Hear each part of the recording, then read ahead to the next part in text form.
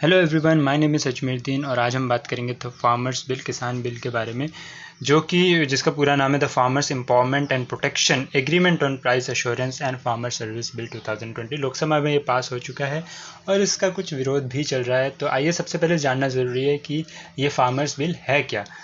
इस farmer bill में जो मैंने इस वीडियो में लिटरेचर यूज़ करा है वो है PRS लेजिस्लेटिव रिसर्च की समरी, उनकी वेबसाइट पे थी और उन्होंने साथ में बिल के साथ ये समरी दी हुई है, तो काफ़ी अच्छी लगी। समराइज वर्जन लगा सारे सेक्शंस का, साथ में मैंने सेक्शंस को रीड करके उनको भी थोड़ा इनकॉर्पोरेट करने की कोशिश करी है। सबसे पहले फार्मर जो है किसी बायर के साथ जब एक एग्रीमेंट एंटर करेगा बिफोर प्रोडक्शन, यानी क्रॉप की बुआई से पहले जब कोई एग्रीमेंट एंटर करेगा वहाँ पे ये एक्ट लगेगा। जब ये एक्ट बन जाएगा तो ये लगेगा। इससे पहले एक ऑर्डिनेंस है जो कि 5 जून 2020 को लागू हो गया था, तो ये जब एक्ट पास हो जाएगा तो ये उस ऑर्डिनेंस को रिप्लेस कर देगा।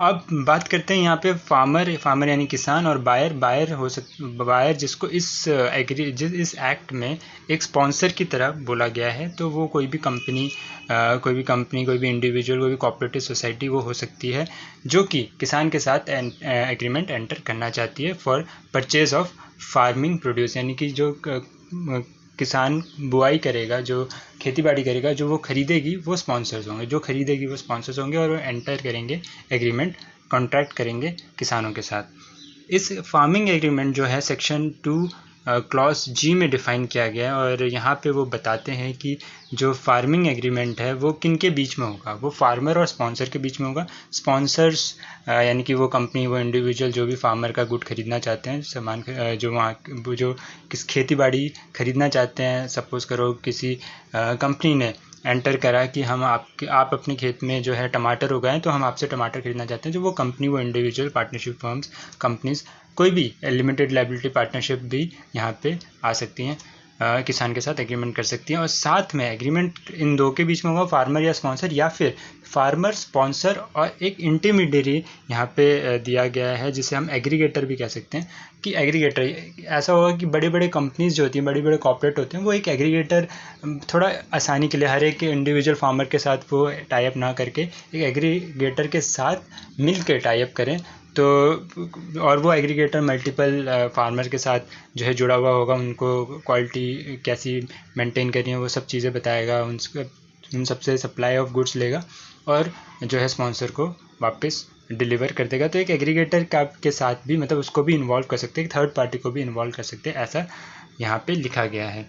साथ में बात करें अगर एग्रीमेंट के बारे में जो है सेक्शन 3 सब सेक्शन 1 बताता है कि जो एग्रीमेंट है वो उसकी एग्रीमेंट में सारी टर्म्स एंड कंडीशन लिखी होनी चाहिए। किस बारे में कि सप्लाई कैसी होगी, क्वालिटी ऑफ गुड्स कैसा बेचा जाएगा, क्या स्टैंडर्ड रहेगा और क्या प्राइस रहेगा उस फार्मिंग प्रोड्यूस का या फार्म सर्विसेज का। तो यहाँ पे एग्रीमेंट में ये सब बातें लिखा होना बहुत ज़रूरी है। और साथ में अगर हम बात करें तो इस फार्मिंग एग्रीमेंट का ड्यूरेशन क्या हो, मतलब कि कब तक का ये एग्रीमेंट कर सकता है फार्मर और जो है स्पॉन्सर। तो इन दोनों के बीच में एग्रीमेंट जो है वो यहाँ पे जो दे रखा है वो मिनिमम 1 क्रॉप साइकिल होना चाहिए, मतलब एक प्रोडक्शन साइकिल जो भी होती है मिनिमम पीरियड वो होना चाहिए, और मैक्सिमम पीरियड 5 साल का दे रखा है। अगर 5 साल से ज़्यादा किसी क्रॉप साइकिल को लगता है, कोई सपोज़ करो फ्रूट का पेड़ है जिसमें कोई फल लग रहे हैं और उसकी प्रोडक्शन में 5 साल से ज़्यादा का समय लग सकता है, तो फार्मर और स्पॉन्सर म्यूचुअली डिसाइड करेंगे, आपस में डिसाइड करके 5 साल से ज़्यादा का एग्रीमेंट भी कर सकते हैं, जो कि लिखा हुआ है सेक्शन 3 सब सेक्शन 3 में। और उसके बाद प्राइसिंग की बात करें, जो कि बहुत इंपॉर्टेंट है। प्राइसिंग की बात करें तो प्राइस जो होगा वो क्लियरली स्टेट होना चाहिए आपके एग्रीमेंट में। और प्राइस में 2 तरह के मेन पार्ट होंगे। पहला पार्ट होगा गारंटीड प्राइस, तो वहाँ पे मेंशन होना चाहिए कि क्या गारंटीड प्राइस है जो कि फार्मर को स्पॉन्सर दे रहा है। और सेकंड, वहाँ पे कोई भी एडिशनल या बोनस प्रीमियम के तौर पे स्पॉन्सर देना चाहता है, यानी कि अगर एक क्वालिटी ऑफ गुड्स है, यानी कि सपोज़ करो अगर हम टमाटर की बात करें तो टमाटर की क्वालिटी जो है एक स्टैंडर्ड से ज़्यादा है, तो उसका प्रीमियम स्पॉन्सर देना चाहता है, तो वो भी बातें क्लियरली मेंशन होनी चाहिए कितना एडिशनल आपको दिया जाएगा। और यहाँ पे कहीं भी मिनिमम गारंटी प्राइस के बारे में नहीं दिया हुआ, बट ये है मिनिमम सपोर्ट प्राइस के बारे में नहीं दिया हुआ, बट ये है कि गारंटीड प्राइस जो है एग्रीमेंट में मेंशन होना चाहिए कि इतना गारंटी आपको प्राइस देना पड़ेगा इस क्वालिटी ऑफ गुड में। तो यहाँ पे इस पूरे एक्ट को, इस पूरे बिल को अगर आप पढ़ेंगे तो यहाँ पे क्वालिटी पे भी काफ़ी जोर दिया गया है कि क्वालिटी भी वैसी होनी चाहिए जैसी एग्रीमेंट में लिखी हुई है। तो यहाँ पे थोड़ा सा लूप होल यहाँ पे क्रिएट होता है इस एक्ट में, इस बिल में।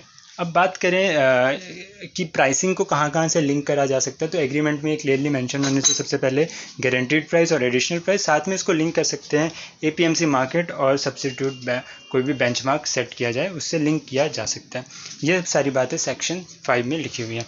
डिलीवरी की बात करें तो फार्मर को कहाँ डिलीवर करना है, तो फार्मर जो है वो मतलब स्पॉन्सर जो है या तो कलेक्ट कर ले फार्मर के से, यानी किसान की जो ज़मीन है वहाँ पे फार्मर्स गेट से स्पॉन्सर पिकअप कर सकता है, या फिर फार्मर जो है स्पॉन्सर के जहाँ पे उसकी कंपनी है या जहाँ पे उसकी इस्टेब्लिशमेंट है वहाँ पे डिलीवर कर सकता है। पर इस केस में अगर फार्मर जाके डिलीवर कर रहा है सामान को, तो इसमें सारी रिस्पॉन्सिबिलिटी स्पॉन्सर की है कि वो अरेंजमेंट करे कि कैसे डिलीवरी हो जाए ताकि जो क्वालिटी ऑफ गुड है वो मेंटेन रहे और टाइमली एक्सेप्टेंस हो सके। और ऐसा करने पे स्पॉन्सर जो है बिफोर एक्सेप्टिंग गुड, मतलब सामान को ख़रीदने से पहले उसकी इंस्पेक्शन भी कर सकता है, जैसे नॉर्मल प्रोसीजर रहता है जो किसान अपना सामान जब बेचते हैं तो वो एक इंस्पेक्शन भी होती है। तो सेम प्रोसेस यहाँ पे भी लिखा हुआ है, बस ये एक्ट की फॉर्म में यहाँ पे डाल दिया गया ताकि इंस्पेक्शन के राइट्स दे दिए गए स्पॉन्सर को। उसके बाद बात करें पेमेंट की, तो पेमेंट की बात लिखी हुई है सेक्शन 6 सब सेक्शन 4 में, जहाँ पे कहा गया अगर जो प्रोडक्शन है वो सीड प्रोडक्शन है तो 2/3 ऑफ पेमेंट जो है डिलीवरी के टाइम दे दी जाएगी, और बाकी जो है सर्टिफिकेट आने के 30 दिन के अंदर दे देनी चाहिए। और बाकी किसी और केस में जहाँ पे प्रोडक्शन कोई और चीज़ है सीड के अलावा है, वहाँ पे सारा पैसा डिलीवरी के समय आपको दे देना है। तो ये यहाँ पे पेमेंट की बात है। यहाँ पे कहीं भी एडवांस की बात नहीं की गई कि एडवांस में आप इतना पैसा देंगे या सीट के लिए इतना, तो वो सब चीज़ें क्वालिटी और प्रोडक्शन से रिलेटेड चीज़ें एग्रीमेंट में मेंशन हो सकती है, बट ऐसा यहाँ पे एडवांस प्राइसिंग के बारे में यानी कि एडवांस कोई पैसा दे दिया जाए ऐसा बिल में कहीं नहीं लिखा हुआ। नेक्स्ट बात करते हैं exemption from existing law subsection exemption from existing law section 7 में यहाँ पे बातें लिखी हुई हैं, जहाँ पे इन्होंने जो है अगर कोई भी किसान जो है इस एग्रीमेंट में इस एक्ट के तहत एग्रीमेंट में एंटर होता है तो वहाँ पे आपको एक तो किसी भी स्टेट एक्ट में जो भी आपको कोई भी टैक्सेस या चार्जेस या प्राइसेस पे करने थे उससे एग्जम्पशन मिल जाएगी, और साथ में लिमिटेड जहाँ पे आपको कोई लिमिटेड प्रोडक्शन देनी थी एसेंशियल कमोडिटीज़ एक्ट में 1955 में, उसकी भी ऑब्लिगेशन हट जाएगी। तो कोई ऐसा लिमिट नहीं है, जितनी लिमिट आपके एग्रीमेंट जितनी प्रोडक्शन क्वांटिटी आपके एग्रीमेंट में लिखी है उतनी आप दे सकते हैं बेच सकते हैं, अगर चाहे वो क्वांटिटी एसेंशियल कमोडिटीज़ एक्ट के क्वांटिटी से ज़्यादा क्यों ना हो। इसके बाद बात करते हैं अगर कोई डिस्प्यूट होता है फार्मर स्पॉन्सर के बीच में या इंटरमीडिएरी के बीच में, तो सबसे पहले कंसिलिएशन बोर्ड बनाया जाएगा, वहाँ पे किसान या स्पॉन्सर अपनी शिकायत लेके जा सकता है। अगर वो ना सुने तो सब डिविजनल मजिस्ट्रेट के पास जा सकता है। अगर उनकी बात से भी कोई असहमत है तो 30 दिन के अंदर जो है आप अपीलेट अथॉरिटी के पास भी जा सकते हो, और सबको केस का निवारण जो है 30 दिन के अंदर करना है। ये ऐसा आपका डिस्प्यूट सेटलमेंट में कहा गया है, जो कि इस बिल का एक हाईलाइट है। उसके बाद जो मेन यहाँ पे मुद्दे हैं कि कईयों को शक है कि क्या इससे जो स्पॉन्सर है यानी कि जो कंपनियाँ आएंगी कॉर्पोरेट्स आएंगे वो जो है खेत के ओनर बन जाएंगे। तो इस एक्ट में साफ साफ लिखा हुआ है सेक्शन 8 ये मना करता है कि कोई भी एग्रीमेंट एंटर नहीं होगा, माना नहीं जाएगा, इनवैलिड हो जाएगा, जो कि ट्रांसफ़र या सेल या फिर लीज़ या मॉर्टगेज बताता हो कि फार्मर की जो प्रीमाइसेस है उसको बेचने का एग्रीमेंट है, वो ये एग्रीमेंट के बारे में नहीं है। ये जो बिल है वो उस एग्रीमेंट के बारे में नहीं है। कोई no farming agreement shall be entered into for the purpose of any transfer including sale lease और मॉर्टगेज ऑफ द लैंड।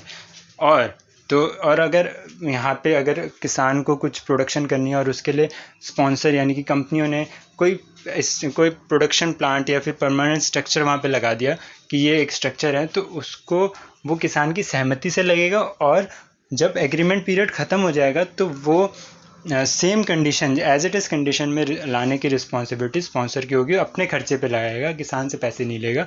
ये बात भी यहाँ पे लिख दी गई है। उसके बाद सेक्शन 9 है, वो बात करता है आप जो है इस एग्रीमेंट के बेसिस पे इंश्योरेंस वगैरह ले सकते हैं, उससे लिंक कर सकते हैं यहाँ पे, और यही बातें हैं। इसके अलावा बातें जो हैं वो बाकी डिस्प्यूट में क्या प्रोसेस होना चाहिए चैप्टर 2 और चैप्टर 3 मिसलेनियस में कवर किया गया। तो मोटा मोटी बातें यहाँ पे यही है। अब यहाँ पे किसानों को क्या डिस्प्यूट है, जो यहाँ पे अगर देखा जाए तो सबसे पहली बात है किसानों को ये डिस्प्यूट है यहाँ पे कि देखो ये ऐसे एग्रीमेंट जो है बड़े बड़े कॉर्पोरेट्स ज़्यादा इंटरेस्टेड रहते हैं फार्मर्स के साथ करने में, और जो बड़े कॉर्पोरेट होते हैं वो कोई छोटे मोटे फार्मर्स के साथ, यानी कि जिनके पास थोड़ी सी जगह है, जनरली जो बड़े कॉर्पोरेट्स होते हैं वो ऐसे एग्रीमेंट को एंटर करने में इंटरेस्टेड बिल्कुल भी नहीं होते। जैसे कोई बड़ा कंपनी है तो वो ज़रूर चाहेगा कि ऐसे किसान के साथ एग्रीमेंट किया जाए जिसके पास एरिया ऑफ लैंड यानी कि प्रोडक्शन का एरिया ज़्यादा हो। कोई छोटा सा एरिया वहाँ पे प्रोडक्शन भी कम होगी और बेकार में जो है लीगल एक कंपनी को जो है उसमें एंटर करना पड़ेगा। तो किसानों को ये डर है कि ऐसे केसेस में छोटे जो किसान हैं जिनके पास थोड़ी सी लिमिटेड एरिया ऑफ ज़मीन है वो तो इस बिल का कोई फ़ायदा नहीं उठा पाएंगे। ये यहाँ पे मुद्दा उठ रहा है इस फार्मर्स प्रोटेक्शन एक्ट। और उसके बाद ये जो बिल है वो क्वालिटी पे काफ़ी ज़ोर डालता है, और यानी कि एक आप बाध्य हो जाते हैं एक एग्रीमेंट के थ्रू कि आपने जो है क्वालिटी मेंटेन करके रखनी है, जैसा एग्रीमेंट में लिखा है कि ऐसी क्वालिटी का ही सामान चाहिए। अदरवाइज़ क्या है, आप जो एग्रीमेंट है वो आप ब्रीच कर दोगे, और जैसे ही एग्रीमेंट ब्रीच होगा तो वहाँ पे किसान का नुकसान होना ज़्यादा जो है वो चांसेस हैं। और तीसरी जो मेन बात यहाँ पे एक और अगर आप बात को समझें तो जो बड़े कॉर्पोरेट्स होते हैं जो कि एंटर करेंगे इस एग्रीमेंट में या कोई भी एंटर करेगा तो जनरली वो अपना कॉस्ट इफेक्टिवनेस देख के चलेगा। और जो बड़े कॉर्पोरेट्स होते हैं उनके पास अपने कॉस्ट अकाउंटेंट्स, कॉस्टिंग करने वाले लोग होते हैं जिनको मैथमेटिकली और फाइनेंशियल नॉलेज होती है, कॉमर्शियल नॉलेज होती है कि कैसे ये चीज़ों को खेला जाए, कैसे प्राइसिंग डिसाइड की जाए। और अगर फार्मर की बात करें ऑन द अदर हैंड तो उनको जो है उस एग्रीमेंट के थ्रू एक पहली बात तो बाध्य होना पड़ेगा। और जनरली जो फार्मर्स होते हैं वो इतने एजुकेटेड नहीं होते, इतने क्लेवर नहीं होते कि वो आपके उस नेगोशिएशन ऑफ प्राइस को ढंग से डील कर सके। ये किसानों का मुद्दा जो कि चल रहा है वो इस तौर पे है। तो जनरली हो सकता है बड़े किसान of course smart and clever होंगे, पर यहाँ पे ये मुद्दा है कुछ लिमिटेड नंबर ऑफ किसान और ऐसी कंपनी जहाँ पे प्रोफेशनल लोग हैं जो स्पेसिफिक कॉस्टिंग की पढ़ाई इन चीज़ों में करते हैं। तो यहाँ पे प्राइसिंग को लेके जो है मुद्दा बन सकता है। और ये यहाँ पे एक एग्रीमेंट इस कहीं पे भी बिल में ये नहीं लिखा हुआ कि ऐसा प्राइसिंग डिसाइड ना हो कि वो मिनिमम सपोर्ट प्राइस से कम हो।